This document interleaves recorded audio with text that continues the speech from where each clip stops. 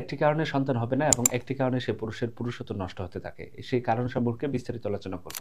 এক কথায় যদি বলতে চাই, পুরুষের যদি স্পার্মের কোনো প্রবলেম থাকে, সেক্ষেত্রে সে পুরুষের পুরুষত্ব নষ্ট হওয়ার পাশাপাশি সে কখনো গর্ভের সন্তান জন্ম দিতে পারবে না। বিভিন্ন ধরনের রোগ আছে, তার মধ্যে ১ নম্বর রোগ হচ্ছে স্পার্মের গতি যদি কমে যায়, সেক্ষেত্রে সে পুরুষ দ্বারা কখনো সন্তান হবে না, তার পুরুষত্ব হারিয়ে ফেলতে পারেন। কারণ একটা সন্তান নেওয়ার জন্য শুক্রাণু একটা ডিম্বাণুর প্রয়োজন হয়। ডিম্বাণু সাধারণত মেয়েদের মাতৃথলির ডিম্বাশয় থেকে মাসিকের একটা নির্ধারিত সময়ে ডিম্বাশয় ফেটে ফেলোপিয়ান টিউবে অপেক্ষা করতে থাকে। শুক্রাণু পুরুষের দেহে তৈরি হয়।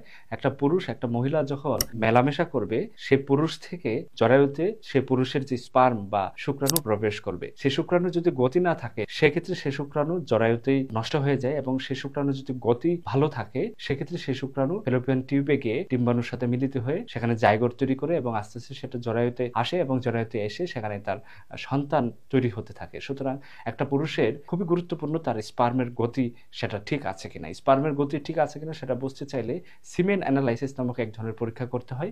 সে পরীক্ষা করে সাধারণত বোঝা যায় যে তার স্পার্মের গতি ঠিক আছে কিনা। একটা পুরুষের গতি 50% বা তার বেশি থাকলে সেটাকে স্বাভাবিক হিসেবে চিন্তা করা হয়। একটা শুক্রাণু প্রতি সেকেন্ডে 25 মাইক্রোমিটার পর্যন্ত সাঁতার কাটতে পারে। যখন শুক্রাণুর গতি কমে যায়, তখন সেটাকে অ্যাস্টেনোজোস্পার্মিয়া বলে। এবং সবথেকে গুরুত্বপূর্ণ হচ্ছে বীর্যে যদি শুক্রাণুর পরিমাণ কম থাকে, সেটাকেও একটা বীর্যের কঠিন রোগ হিসেবে চিন্তা করা হয়। আরেকটি রোগ আছে, সেটাকে টেরাটোজোস্পার্মিয়া বলা হয়। যদি শুক্রাণুর মরফোলজি বা আকার আকৃতি সেটা অ্যাবনর্মাল থাকে, সেক্ষেত্রেও এটা এক ধরনের বীর্যের রোগ। পুরুষের দেহে সবথেকে গুরুত্বপূর্ণ উপাদান হচ্ছে তার বীর্য, কারণ তার বীর্যের সক্ষমতা দ্বারা একটা পুরুষ কতটা সক্ষম সেটা নির্ণয় করা হয়। এই বীর্যের রোগ থেকে মুক্তি পেতে হলে কয়েকটি নিয়ম মানতে হবে। তার মধ্যে 1 নম্বর হচ্ছে জিঙ্ক জাতীয় খাদ্য খেতে হবে। এখন প্রশ্ন করতে পারেন, জিঙ্ক আসলে বীর্যের সমস্যা কিভাবে দূর করবে? জিঙ্ক বীর্যের গুণগত মান বৃদ্ধি করতে সাহায্য করে, পাশাপাশি পুরুষের কোষ থেকে স্পার্ম প্রোডাকশন করতে সাহায্য করে এবং আমাদের সেমিনাল ফ্লুইড তৈরি করে। এই সেমিনাল ফ্লুইডে কিন্তু আমাদের স্পার্ম থাকে এবং সুরক্ষিত থাকে। সুতরাং এই জিঙ্ক একটা পুরুষের স্পার্ম বা শুক্রাণু ভালো রাখতে এবং স্বাভাবিক রাখতে এবং উৎপাদন করতে অনেকাংশে হেল্প করে। একটা প্রাপ্তবয়স্ক পুরুষের প্রতিদিন 8 থেকে 11 মিলিগ্রাম পর্যন্ত জিঙ্কের প্রয়োজন হয়। তবে বাজারে বিভিন্ন ট্যাবলেট আকারে জিঙ্ক কিনতে পাওয়া যায়। এছাড়াও জিঙ্ক বিভিন্ন খাবারে পাওয়া যায়। সেই খাবার খেয়ে যদি জিঙ্কের ঘাটতি পূরণ করা যায়, সেক্ষেত্রে বডির সক্ষমতা অনেকাংশে বৃদ্ধি পায়। সেই খাবারগুলোর মধ্যে সবথেকে গুরুত্বপূর্ণ হচ্ছে ঝিনুক। ঝিনুকে প্রচুর পরিমাণে জিঙ্ক পাওয়া যায়। অনেকেই ঝিনুক খেতে স্বাচ্ছন্দ্য বোধ করেন না, তাদের ক্ষেত্রে চিংড়ি মাছ খেতে পারেন। তবে চিংড়ি মাছ খেলে অনেকের আবার অ্যালার্জিক রিয়াকশন হতে পারে। যদি না খেতে পারেন, সেক্ষেত্রে বাজার থেকে জিঙ্ক ট্যাবলেট কিনে খেতে পারেন। জিঙ্ক ট্যাবলেট সাধারণত 20 মিলিগ্রাম রূপে পাওয়া যায়। প্রতিদিন খেতে পারেন, 2 থেকে 3 বার খেলেও সেটার কোনো ক্ষতি নেই। লাল মাংসে প্রচুর পরিমাণে জিঙ্ক পাওয়া যায়। খাসির মাংস, গরুর মাংস এবং মহিষের মাংস, এই মাংসগুলোতে প্রচুর পরিমাণের জিঙ্কের উপস্থিতি লক্ষ্য করা যায়। দানা জাতীয় শস্য, বিশেষ করে কুমড়ো বীজ, এগুলোতে প্রচুর পরিমাণের জিঙ্ক পাওয়া যায়। যে ব্যক্তি 2 চামচ করে প্রতিদিন কুমড়ো বীজ খাবে একাধারে 2 মাস, তার ক্ষমতা অনেকাংশে বৃদ্ধি পাবে। এবং তিসিতে এত পরিমাণের জিঙ্ক থাকে, যেটা একাধারে 3 মাস খেলে একটা পুরুষের পুরুষত্ব প্রায় 100 গুণ বৃদ্ধি করে। এটা একটা গবেষণায় প্রমাণিত।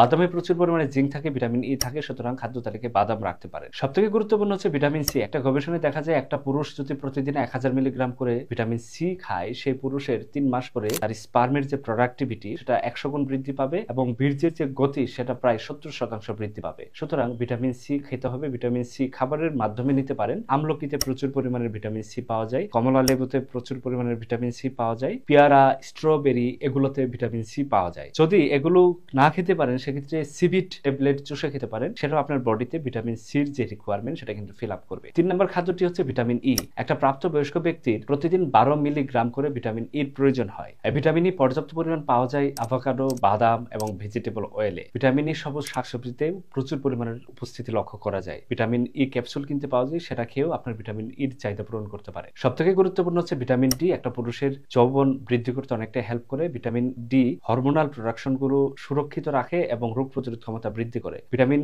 ই পুরুষের টেস্টোস্টেরন হরমোন বৃদ্ধি করতে সাহায্য করে। ভিটামিন ডি কোথায় পাবেন? রোদ্রের তাপে ভিটামিন ডি পাওয়া যায়, কিছু খাবারও পাওয়া যায়। সুতরাং সপ্তাহে অন্তত 2 দিন 30 মিনিট করে রোদ্রে দাঁড়ান, সেক্ষেত্রে আপনার টেস্টোস্টেরন হরমোন লেভেলটি বৃদ্ধি পাবে। এবার কয়েকটি সুপার ফুডের কথা বলবো, যে সুপার ফুড গুলো যে রোগ সারাতে অনেকাংশে হেল্প করে। 1 নম্বর হচ্ছে কলা। প্রতিদিন অন্তত 2টা করে সকাল বিকাল কলা খেলে তার পুরুষত্বের যে সক্ষমতা সেটা অনেকাংশে বৃদ্ধি পায়। কলাতে আয়রন, জিঙ্ক, পটাশিয়াম থাকে, যেটা বীর্যের সমস্যাটাকে খুব দ্রুত সময়ের মধ্যে সলভ করতে অনেকটাই হেল্প করে। 2 নম্বর খাবারটি হচ্ছে নারকেল। নারকেলে ভিটামিন ই থাকে পর্যাপ্ত পরিমাণ। এই নারকেল পুরুষত্ব বৃদ্ধি করে, পাশাপাশি হার্ট অনেকাংশে ভালো রাখে। 3 নম্বর খাদ্যটি হচ্ছে ডালিম। ডালিমে প্রচুর পরিমাণের অ্যান্টিঅক্সিডেন্ট থাকে। অ্যান্টিঅক্সিডেন্ট পুরুষত্ব বৃদ্ধির পাশাপাশি পুরুষের প্রজনন ক্ষমতা বৃদ্ধি করতে অনেকটাই হেল্প করে। সবথেকে গুরুত্বপূর্ণ হচ্ছে রসুন। রসুনে অ্যান্টিঅক্সিডেন্ট থাকে। প্রতিদিন অন্তত 1 কোয়া করে রসুন খাওয়ার চেষ্টা করুন। রসুন আপনার পুরুষত্ব বৃদ্ধি করতে অনেকটাই হেল্প করে। এর থেকেও গুরুত্বপূর্ণ হচ্ছে একটা পুরুষের লাইফস্টাইল পরিবর্তন পরিবর্তন করতে হবে। লাইফস্টাইলের মধ্যে পুরুষের ঢিলাঢালা পোশাক পরিধান করতে হবে, অতিরিক্ত গরম, অতিরিক্ত ঠান্ডা এড়িয়ে চলতে হবে। পর্যাপ্ত পরিমাণ ঘুম, বিশেষ করে প্রতিদিন ৮ ঘন্টা রাতে ঘুমাতে হবে, রাত ১২টার আগে ঘুমিয়ে পড়তে হবে। এবং সবথেকে গুরুত্বপূর্ণ হচ্ছে সে পুরুষের ধূমপান, মদ্যপান, অতিরিক্ত স্ট্রেস থাকলে সেগুলোকে দূরে রাখতে হবে। প্রতিদিন অন্তত 30 মিনিট করে ব্যায়াম করতে হবে, ব্যায়ামে পুরুষত্ব বৃদ্ধি পায়। আজকের ভিডিওটি এ পর্যন্তই শেষ করছি। ভিডিওতে থাকা কোনো তথ্য সম্পর্কে বিস্তারিত জানতে হলে আমাদেরকে কমেন্ট করুন। সুস্থ থাকুন, ভালো থাকুন। আসসালামু আলাইকুম।